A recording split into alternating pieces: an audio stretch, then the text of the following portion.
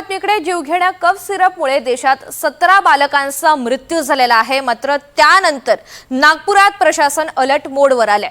नागपुरातल्या एका औषध विक्रेत्याकडे असलेल्या कफ सिरपवर प्रशासनाला संशय आहे आणि त्यामुळे स्टॉकमध्ये असलेलं कफ सिरप विक्री थांबवण्याची सूचना करण्यात आली आहे। कफ सिरपचं सॅम्पल तपासणीसाठी पाठवण्यात आलंय। त्या कफ सिरपमध्ये काय कंटेंट आढळतंय याकडे आता आणि त्याच्या अहवालाकडे सगळ्यांचं लक्ष असेल।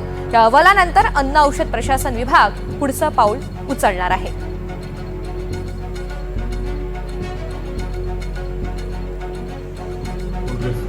उसमें एक ऐसा कंपाउंड है जिस वजह से जो है ये मृत्यु का होना पाया गया है और जो कोल्ड सिरप है उसका लैब टेस्ट भी कराया गया। लैब की जो रिपोर्ट्स भी आई हैं वो लैब रिपोर्ट में डाइइथीलिन ग्लाइकॉल जो है वो एक ऐसा पदार्थ है जो कि परमिसिबल लिमिट से जो है उसमें ज़्यादा पाया गया है। और ये रिपोर्ट्स भोपाल से भी हमें प्राप्त हुई हैं और तमिलनाडु से भी जो है ये रिपोर्ट हमें इसी संबंध में प्राप्त हुई, जिसमें कि जो परमिसिबल लिमिट है उससे ज़्यादा इस कंपाउंड का होना पाया गया। तर पोलिसांनी सुद्धा या संदर्भातली माहिती दिलेली आहे। नागपुरातल्या एका औषध विक्रेत्याकडे एक कफ सिरप असल्याचा संशय व्यक्त केला जातोय। दरम्यान कफ सिरपमुळे मुलांचा मृत्यू झाल्याचा आरोप सुद्धा करण्यात आलाय।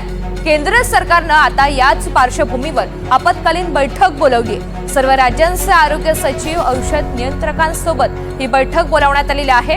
बालकांच्या मृत्यूबाबत केंद्राकडून कठोर कारवाई सुरू करण्यात आली आहे। कफ सिरपमुळे लहान मुलांचा मृत्यू झाल्याचा आरोप होत असतानाच आता केंद्र सरकारनं ही महत्त्वाची बैठक बोलावली आहे। केंद्रीय आरोग्य सचिवांनी दुपारी 4 वाजता या बैठकीचं आयोजन केलंय। सर्व राज्यांच्या आरोग्य सचिवांची तसेच औषध नियंत्रकांची ही बैठक होणार आहे। या बैठकीमध्ये कफ सिरपच्या सुरक्षित वापरासाठी आणि औषधांच्या गुणवत्ता नियंत्रणासाठी आता नवीन मार्गदर्शक तत्त्व तयार करण्यावर सुद्धा लक्ष केंद्रित केलं जाईल। ही बैठक व्हिडिओ कॉन्फरन्सिंगच्या मार्फत होणार आहे। कफ सिरपमुळे लहान मुलांचा मृत्यू झाल्याचे आरोप झाल्यानंतर आता एकंदरीतच केंद्र सरकार अलर्ट मोडवर आलंय। तर कफ सिरपमुळे मुलांचा मृत्यू झाल्याचा एकीकडे आरोप होत असतानाच दुसरीकडे केंद्र प्रशासन सुद्धा आता अलर्ट मोडवर आलेलं आहे। केंद्र सरकारनं आपत्कालीन बैठक बोलावली आहे। सर्व राज्यांचे आरोग्य सचिव आणि औषध नियंत्रक या बैठकीला उपस्थित राहतील। बालकांच्या मृत्यूबाबत केंद्राकडून कठोर कारवाईला सुद्धा सुरुवात करण्यात आलेली आहे। तिकडे नागपुरात प्रशासन अलर्ट मोडवर आलेलं असून आता चौकशी केली जाते। कफ सिरपमुळे लहान मुलांचा मृत्यू झाल्याचा आरोप होतोय आणि त्यामुळे या बैठकीचं आयोजन करण्यात आलंय। केंद्रीय आरोग्य सचिवांनी दुपारी 4 वाजता ही बैठक बोलावली आहे।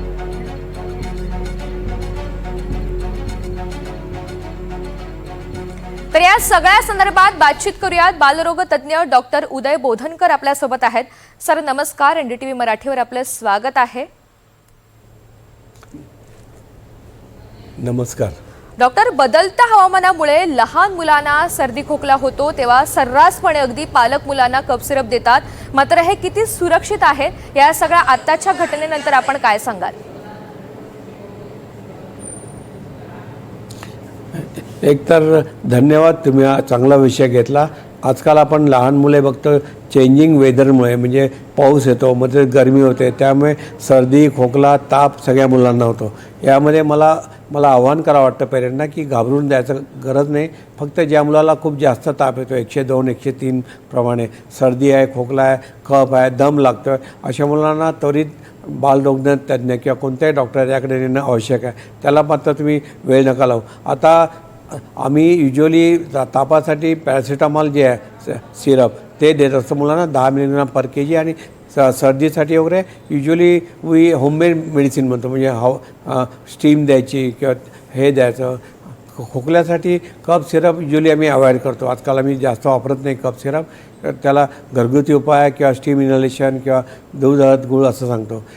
जेव्हा त्याला दम लागतो अशा वेळेला आम्ही त्याला आजकाल दम्याचं पप किंवा नेब्युलायझर हे देतो। तर मला वाटते की माझं आव्हान हे राहील की जास्त घाबरायची गरज नाही, आणि कफ सिरपबद्दलही आपण थोडं बोलू वाटलं, इफ यू डोंट माइंड। निश्चित डॉक्टर, आपण मार्गदर्शन करा। कारण की सध्या आता काल माझ्याकडे पेशंट आले होते शिंदवाड, या तर कफ सिरपबद्दल कालही माझ्याकडे पेशंट आले होते, ते म्हणे सर आम्हाला खूप भीती वाटते कफ सिरपबद्दल, कारण की आत्ता जे मध्य प्रदेशमध्ये आणि इथे सापडले राजस्थानमध्ये ज्या मुलांना मॉर्टॅलिटी झाली मॉर्बिडिटी झाली कफ सिरपमुळे, त्याचं NIV जे पुण्याचे इन्स्टिट्यूट आहेत त्यांनी सॅम्पल काढले, त्याच्यामध्ये प्रारंभी असं काही निघालं नाही की बा कफ सिरपच्यामुळे डेथ झाले. त्या उलट आमच्या एम्समध्ये 7 पेशंट ॲडमिट होते नागपूरमध्ये. त्यातल्या एक पेशंट जो गेला त्याला दुसरं इन्फेक्शन निघालं, जे फंगल इन्फेक्शन म्हणा किंवा जे ॲनिमलपासून इन्फेक्शन होतं त्याच्यामुळे झालं. दुसरं तर मला वाटतं की कफ सिरपबद्दल जागरूकता ठेवणं महत्त्वाचं आहे. आणि गव्हर्नमेंटला रिक्वेस्ट करेन की आपल्याकडे madam ji over the counter मेडिसिनची प्रथा, म्हणजे कोणीही जाऊन मेडिसिन घेऊ शकतं, त्या प्रथेला आळा घालणं महत्त्वाचं आहे. FDAने याच्यामध्ये करायला पाहिजे. आमचा बालरोग तज्ञ संघटनासुद्धा याच्यामध्ये खूप जागरूक असते आणि आम्ही सगळ्या डॉक्टरांनाही सांगतो की गरज असेल तेव्हाच द्यायचं आणि प्रिस्क्रिप्शन असल्याशिवाय मेडिसिन घेऊ नये लोकांनी, आणि प्रिस्क्रिप्शन असल्याशिवाय फार्मसीने देऊ नये. एवढं जर का केलं तर कफ सिरपबद्दल जे हे पसरलेले आहे गैरसमज ते दूर होतील, एवढं सांगतो मी. निश्चित आता जी घटना घडली आहे त्यामुळे काहीसं भीतीचं वातावरण पालकांमध्ये आहे, म्हणून हा प्रश्न 5 वर्षांपेक्षा जी कमी वयाची मुलं आहेत त्यांना कफ सिरप द्यावं का? हो, नाही म्हणजे आम्ही युजली सांगितलं ना, कफ सिरप युजली आम्ही अवॉइडच करतो. आजकाल कफ सिरप कमीत कमी देतो, आणि द्यायचं असेल तर डॉक्टरांच्या सल्ल्याशिवाय प्रिस्क्रिप्शनशिवाय देऊ नये. आणि कारण की त्या कफ सिरपमध्ये आता जे कंटेंट होते, ज्या कफ सिरपमुळे मुलं दगावले किंवा असं म्हणतात त्यांच्यामध्ये आधी मालन्यूट्रिशन होतं किंवा काही इन्फेक्शन होतं का ते पाहणं महत्त्वाचं आहे. तर त्यामुळे कफ सिरप द्यायला हरकत नाही. युजली आम्ही अवॉइड करतो. 5 वर्षाच्या खाली दिलं तर प्रिस्क्रिप्शननी आणि गरज असेल तिथेच अँटी ॲलर्जिक जे असतं त्यासाठी म्हणून देतो, तेवढंच वापरणं गरजेचं आहे. एवढं मला तुमच्या NDTVद्वारे पालकांना सांगू इच्छितो. अगदी डॉक्टर, आपण 5 वर्षांच्या खालील मुलांसंदर्भात बोललो, मात्र सर्वसाधारण जर बघितलं तर म्हणजे खोकल्याचे 2 प्रकार आढळतात, एक कोरडा आणि दुसरा ओला खोकला. मुलांना खरोखरच या कफ सिरपची गरज असते का? बरोबर आहे. नाही, चांगला प्रश्न विचारत आहे तुम्ही. कोरडा खोकल्याला आम्ही युजली कमीत कमी औषध देतो, कारण की त्याच्यामध्ये आम्ही स्टीम इनहेलेशन देतो, किंवा आम्ही काही आयुर्वेदिक म्हणजे आम्ही ॲलोपॅथी असलो तरी त्यांना सांगतो की गरम दूध घ्या, दूध हळद गोळी घ्या, आल्याचा चहा घ्या, किंवा खूप गरज असेल, खूप हॅकिंग कप असेल तर अशा वेळेला कोडिन सिरप पण ते अंडर प्रिस्क्रिप्शन देतो.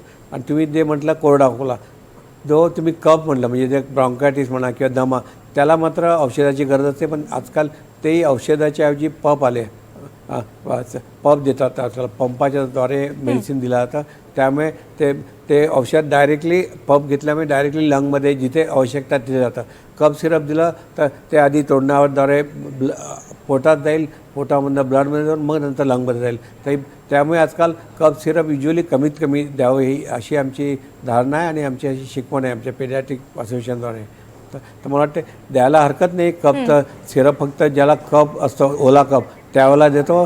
त्यावेळेला जर का तुम्ही इन्स्ट्रुमेंटचा वापर केला तर ते मला वाटते ते जास्त सोयीस्कर राहील. अगदी डॉक्टर, आपण अगदी सोप्या भाषेमध्ये पालकांना हे समजावून सांगितलेलं आहे, आणि प्रिस्क्रिप्शन शिवाय असा कोणताही निर्णय घेणं हे अगदी चुकीचंच आहे हे सुद्धा आपण सांगितलेलं आहे. आपण सविस्तर बातचीत केली त्यासाठी धन्यवाद.